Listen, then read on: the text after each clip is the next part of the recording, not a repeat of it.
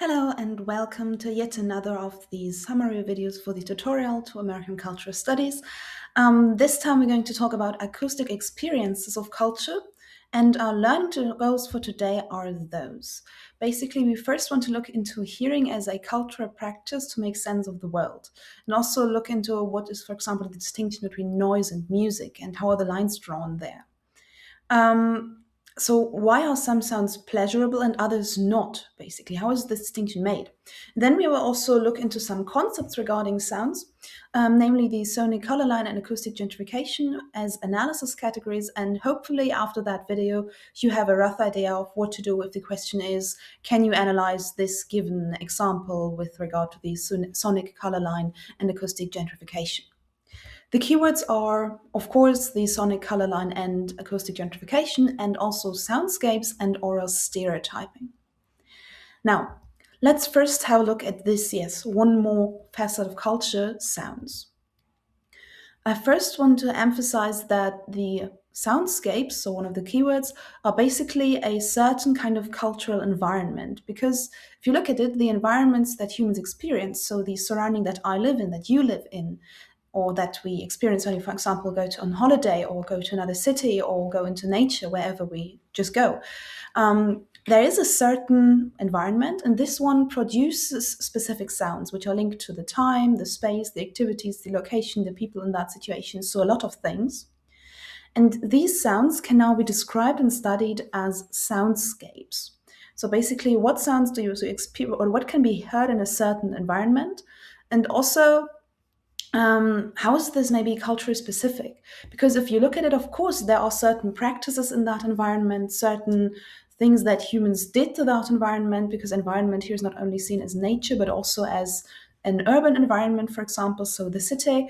So basically, what practices shape this environment, the sounds that come from it? Which products do play a role? So do you have music? Do you have certain rhythms? Do you have the noise of the tram, for example, like in my flat?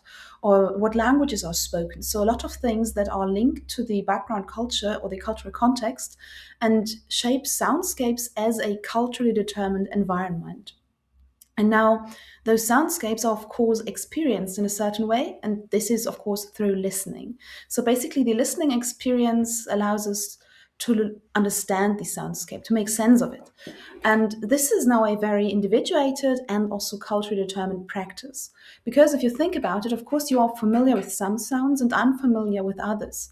It's like you're going on holiday to a country or whatever you do there, on vacation or whatever, to a country I've never been, in an environment that you've never been in, and suddenly you hear a different language as a background noise, or you have certain sounds because people are using machines that you're not familiar with, or you come from a highly developed country where you have a lot of machines around, and suddenly people are using brushes to just brush the street or so. So you will have sounds that you're not familiar with and that you realize as, oh, this is different, this is new. So basically, the familiarity of sounds has a lot of influence on how do you make sense and experience your soundscapes.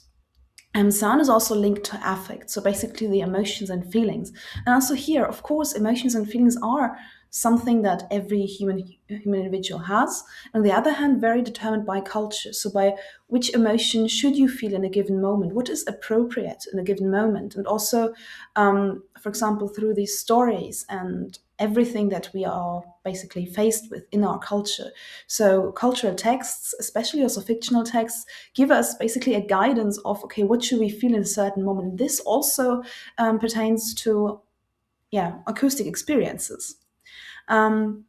We also have appropriateness and value judgments of sound. So basically, it is appropriate to make that sound or not, and based on that, we experience sounds in a certain way.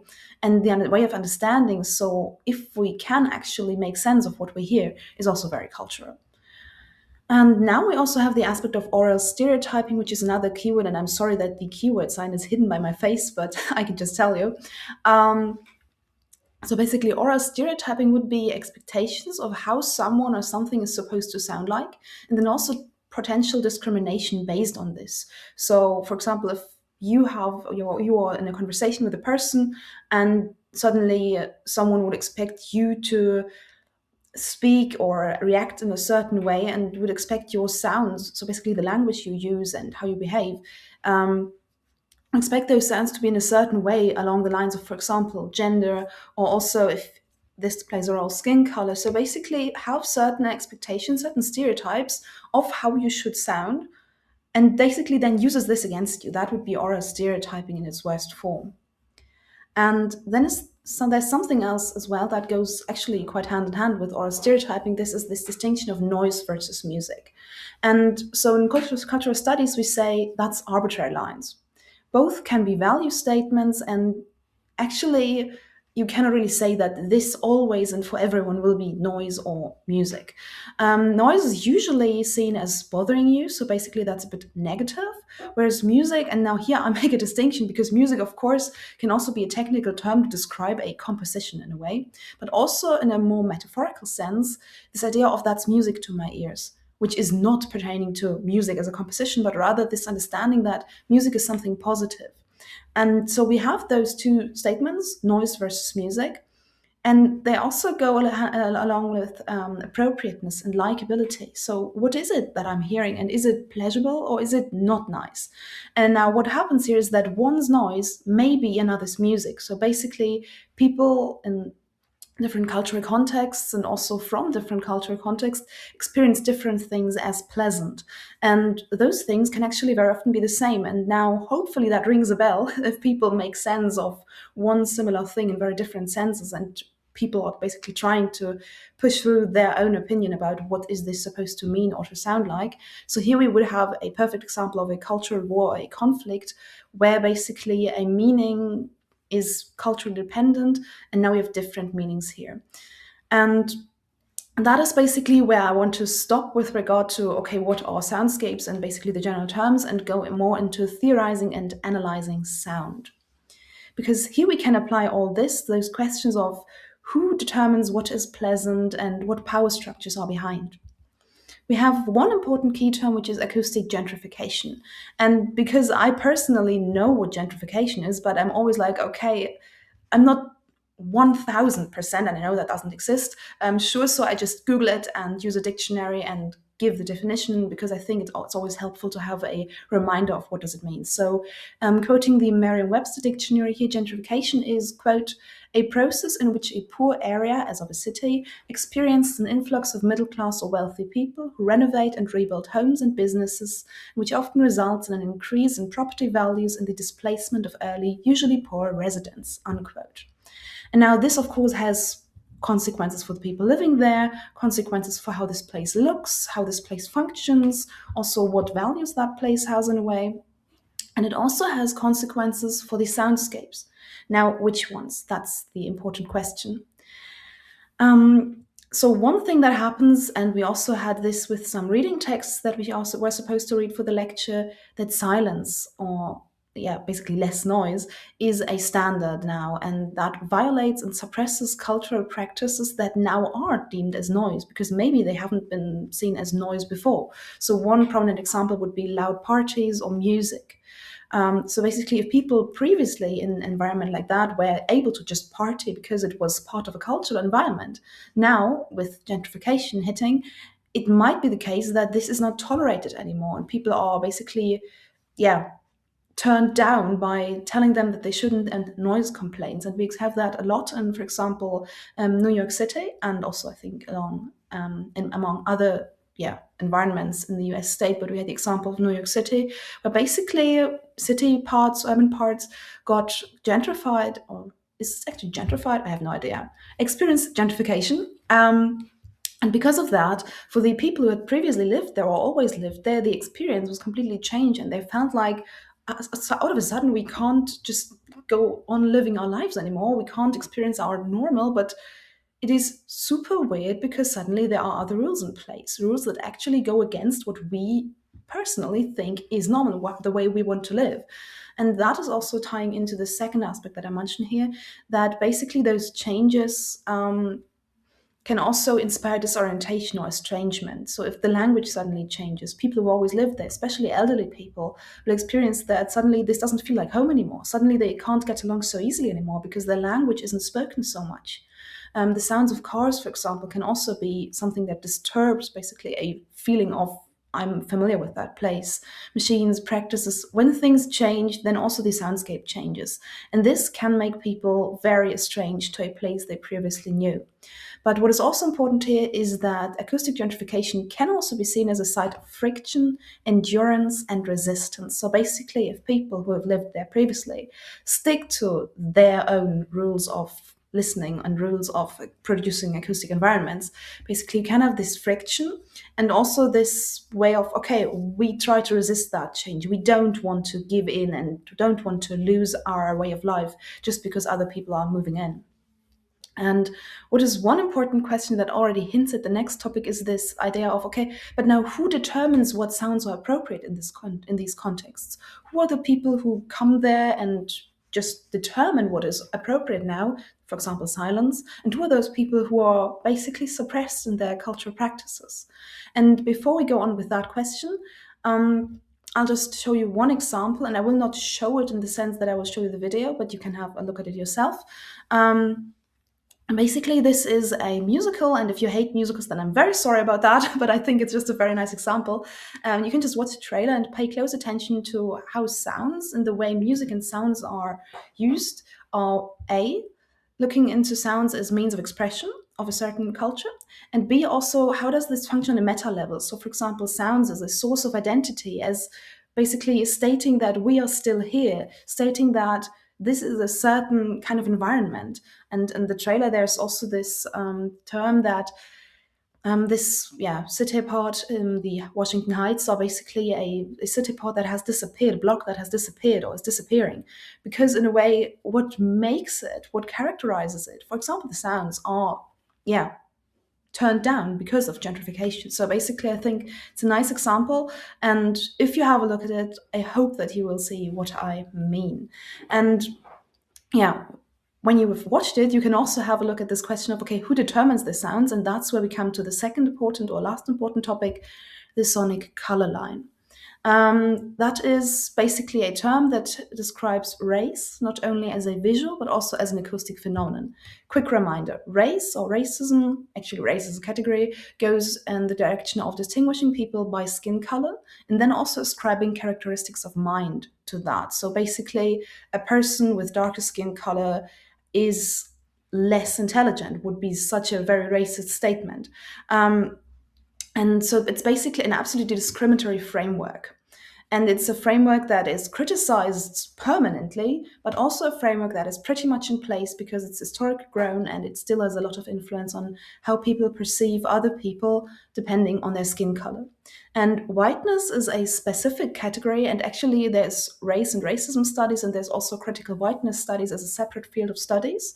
And that one would study whiteness as this invisible, and if we extend that to acoustic dimensions, also inaudible category. So basically, that whiteness would be the norm, and we don't say that this person is white, but we say that other people are people of color. So basically, saying that white would be not a skin color. That is the claim here, that white is actually also a very distinctive racialized identity, even though it's seen as the norm and perceived as the norm all over the place.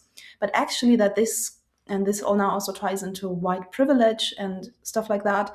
That whiteness that it is a privilege to be seen as the norm, and that because of that, whiteness should be critically viewed and analyzed, and also, yeah, that should not just be the case, but we should have a look at how does that influence culture and also society.